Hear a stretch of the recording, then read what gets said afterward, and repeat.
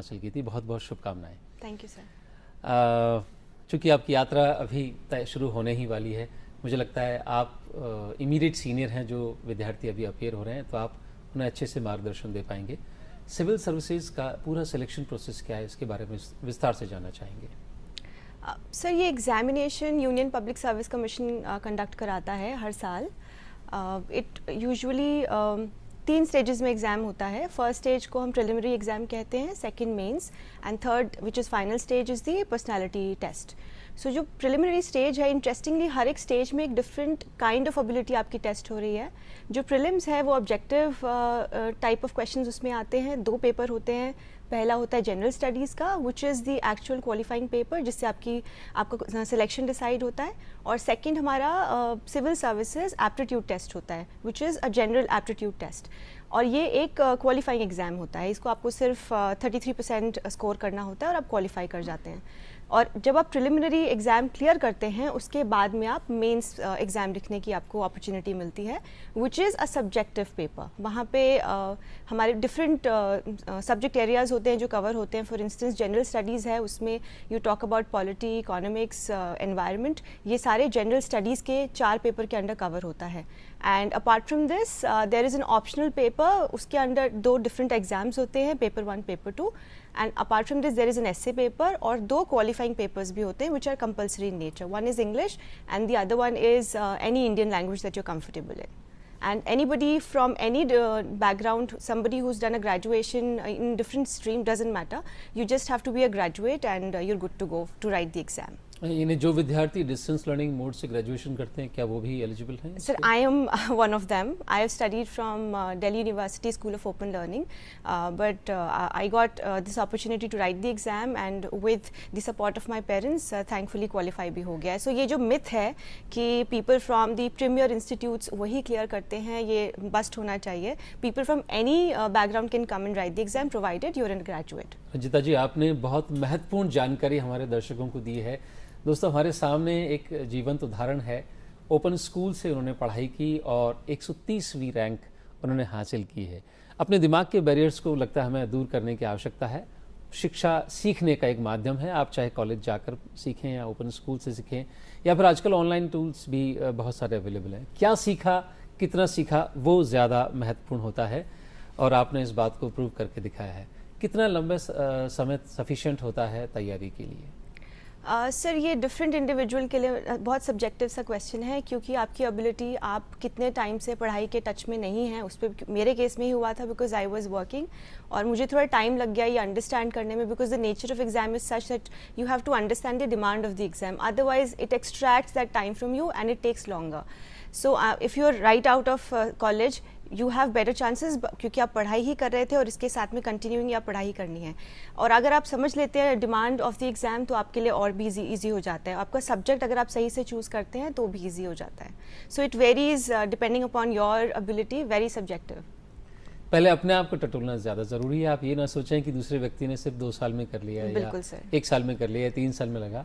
अपनी एबिलिटीज़ क्या हैं, आपकी सब्जेक्ट टफनेस लेवल कितना है, और बिना किसी प्रेजुडाइज के बस दत्तचित्त होकर के हमें लग जाना चाहिए। You need to have an open mind when you walk into any examination for that matter. You need to have an open mind, but you need to come prepared. You need to know your tools in your arsenal. You need to know the nature of the exam. So in a way, you need to study the exam before you study for the exam. That becomes very important. उसमें क्या आपको ज़रूरत है, क्या पढ़ने की, कैसे पढ़ने की, वो आपको समझने की ज़रूरत है। कुछ लोगों को ज़्यादा टाइम लग जाता है वो कोड क्रैक करने के लिए, कुछ लोग वो जल्दी कर लेते हैं। वही आई थिंक डिफरेंस क्रिएट कर देता है। जी, आपने महत्वपूर्ण बात की कि क्रैक करना जो है, कोडिंग करना, जैसे कि हम याद करते हैं तो यूजुअली विजुअल मैप्स बना करके याद करते हैं। हर विषय का अपना अपना एक तरीका हो सकता है याद करने का, लेकिन अंततः आपको ठीक से याद होना जरूरी है। बिल्कुल सर, रिकलेक्शन आप रास्ता कोई भी हो सकता है, तरीका आपका अपना हो सकता है, पर एक डेफिनेट लेवल ऑफ प्रिपरेशन आपको ज़रूरी है करना। अगर वो नहीं होगी तो आपका लिस्ट में नाम नहीं आएगा। ये जी, हम एग्जामिनेशन पैटर्न की बात करेंगे। किस तरह का एग्जामिनेशन पैटर्न प्रीलिम्स में होता है, फिर मार्क्स कैसे होते हैं और मार्किंग स्कीम क्या होती है? सर प्रीलिम्स ऑब्जेक्टिव पेपर्स होते हैं, 2 पेपर्स होते हैं, जनरल स्टडीज़ एंड CSAT, और हर एक पेपर 200 मार्क्स का होता है। 2 घंटे में पेपर होता है। ये ऑफलाइन होता है पेपर? हाँ जी, I ये mean, pen paper सेंटर्स, पे। हाँ जी, सेंटर्स में जाके आपको एक OMR शीट फिल करनी होती है, साथ में आपका ऑब्जेक्टिवली आप उसको अटेम्प्ट करते हैं और ऑप्शंस होते हैं और आप अपन MCQs की तरह उसको अटेम्प्ट करते हैं। और इसके बाद में मेंस होता है जहाँ पे सब्जेक्टिव पेपर्स होते हैं और आपको लिख कर डिस्क्रिप्टिव फॉर्म में आंसर्स लिख के आंसर करना होता है। कुछ चूंकि ये ऑब्जेक्टिव पेपर है, कुछ विद्यार्थी सभी जगहों पर टिक कर देते हैं, तो उसका कोई नुकसान होता है उन्हें? सर इसके लिए नेगेटिव मार्किंग है, 1/3 नेगेटिव मार्किंग है दोनों ही पेपर्स में, और ये बहुत ही आपको केयरफुली पेपर अटेम्प्ट करना होता है, ऑप्शंस देखकर, क्वेश्चंस अच्छे से पढ़ के, जितनी अच्छे से क्वेश्चंस पढ़ रहे हैं उतनी अच्छे से ऑप्शंस आप देखेंगे तो बहुत फ़ायदा रहेगा, क्योंकि आप एलिमिनेट कर पाएंगे। ये कुछ ट्रिक्स हैं जो कि आप एग्जामिनेशन हॉल में एंटर करने से पहले आप ध्यान में रखें, तो आपका कुछ एक्स्ट्रा मार्क्स आप एज ले सकते हैं दूसरों क्या के ऐसा भी मुकाबले। होता है कि एक से ज़्यादा ऑप्शन सही हो सकते हों? सर ऐसी कोई close by answer sir there approximate, आपको अप्रॉक्सीमेशन पे चलना होता है। एलिमिनेट तभी कर पाएंगे जब कहीं ना कहीं आप लॉजिक से या आपने कहीं कुछ रिकलेक्शन आपको हो रहा है, आपने पढ़ रखा है, आपको कहीं अप्रोच वो लेके आनी पड़ेगी, आपको एनालिटिकली उसको देखकर ही एलिमिनेट करना होगा। दो ऑप्शंस हमेशा ही बहुत क्लोज लगते हैं, वहीं पर ही डिसाइड होता है कि आपका आंसर सही होने वाला है या गलत। जी, और किसी तरह की कट ऑफ इसमें होती है? सर कट ऑफ होती है, but it varies every year depending upon the difficulty level of the exam and the kind of candidates attempting the paper that year. Maybe people are very very well prepared, so उस हिसाब से very करती है, fluctuate करती है cut off. But अगर आप एक सीरियस एस्पिरेंट हैं, आपने अच्छे से टाइम डिवोट किया है, मेहनत की है, कॉन्फिडेंस है, तो आप कट ऑफ क्लियर कर जाएंगे। जी, हम एलिजिबिलिटी क्राइटेरिया की अगर बात करें, जी। जैसे आपने पहले ही कहा कि जी। ग्रेजुएशन, एनी ग्रेजुएशन जी इज एलिजिबल टू जी। अपीयर। बाकी और किस तरह के एलिजिबिलिटी क्राइटेरियाज होते हैं? सर एज का क्राइटेरिया होता है, फॉर इंस्टेंस जनरल के लिए 32 इज़ दी 21 to 32 की एज ब्रैकेट आपको होना ही चाहिए। यही एलिजिबिलिटी क्राइटेरिया बेसिक तो यही है, and it differs for people from different categories. For instance OBC SC ST they would have a different criteria for this. जी, अब हम बात करते हैं तैयारी की। जी प्रीलिम्स की तैयारी कैसे की जाए? सर ये बहुत ही इंपॉर्टेंट क्वेश्चन है, क्योंकि अगर आपने इस क्वेश्चन पे आपने मंथन किया है तो आपकी तैयारी बहुत छोटी हो जाएगी। फर्स्ट एंड फॉरमोस्ट, जैसे हम बात कर रहे थे, study the exam very well, it's very crucial. आप उसका नेचर समझिए, क्या डिमांड कर रहा है एग्ज़ाम आपसे, वो समझिए। अगर आप वो कर लेते हैं, उसके बाद में आपको सेकेंड लेवल पे आना है, सोर्सेज पे, क्योंकि आपने समझ लिया syllabus and then you look at the material that you need to study. उसके लिए आप चाहे तो बहुत सारे टॉपर्स के इंटरव्यूज़ आप देख सकते हैं।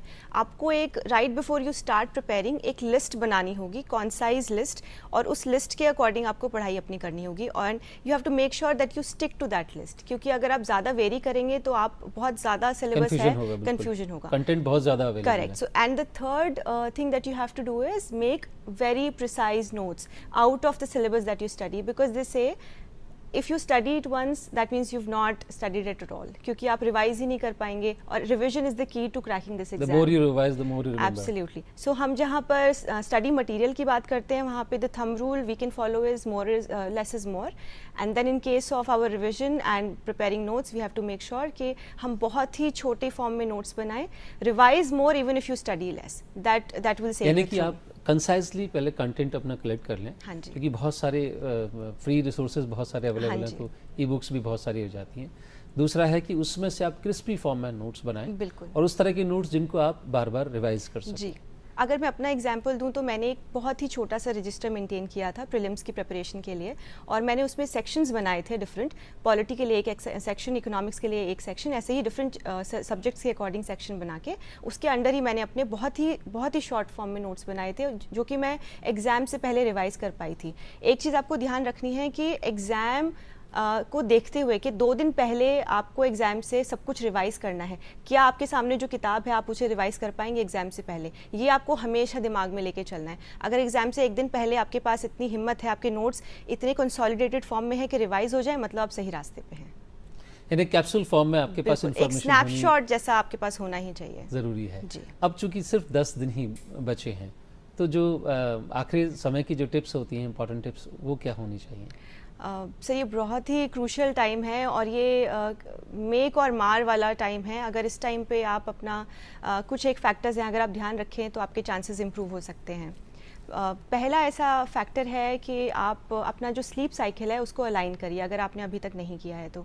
बहुत ज़रूरी है कि अगर आप एग्ज़ाम देने के टाइम पे आप सो रहे हैं और रात में पढ़ रहे हैं तो वो आपको अफेक्ट करेगा ही करेगा, तो आपको ये चीज़ अपनी मेंटेन करनी है। सेकेंड इज़ कोई भी नया रिसोर्स, कोई भी नया मटीरियल आपको नहीं देखना है, सिर्फ अपने नोट्स, अपने कॉन्फिडेंस रखिए कि आपके जो नोट्स हैं वो सफिशेंट हैं, आपकी तैयारी सफिशेंट है, उन्हीं को रिवाइज़ करिए। जितनी बार कर सकेंगे उतना अच्छा रहेगा।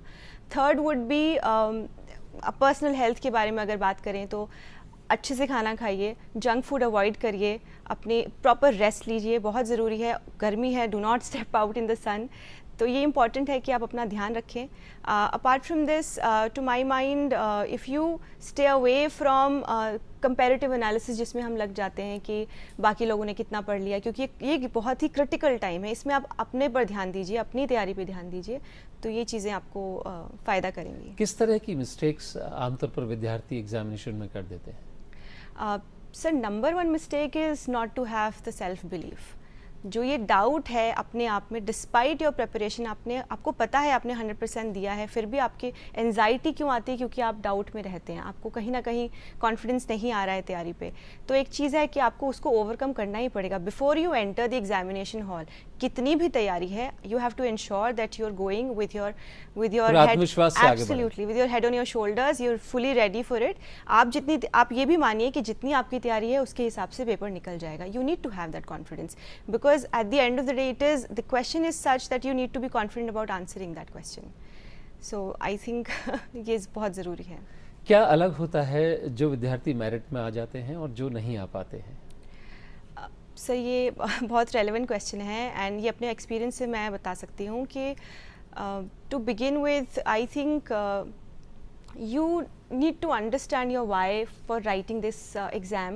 Why do you want to do this? Why do you want to get into civil services? That why is something that will take you forward in this decision. And whenever you find a setback, कभी भी failures आते हैं सामने, आप अपने why के ऊपर जाएंगे, you will find that anchor that will help you stay strong, stay steadfast. So वो why को टटोलिए, अपने मन को टटोलिए कि मुझे क्यों करना है, क्योंकि वहीं से आपको फायर और फ्यूल सारा कुछ मिलने वाला है। इंस्पिरेशन वहीं से आती है। Definitely. Second thing, I think you need to be single minded about this, कि करना है तो यही करना है। अगर आप ज़रा भी डिस्ट्रैक्टेड रहेंगे तो एग्ज़ाम नहीं निकलेगा। एग्ज़ाम डिमांड करता है आपसे कि आप बहुत ही सिंगल माइंडेड डेडिकेशन से आप करें।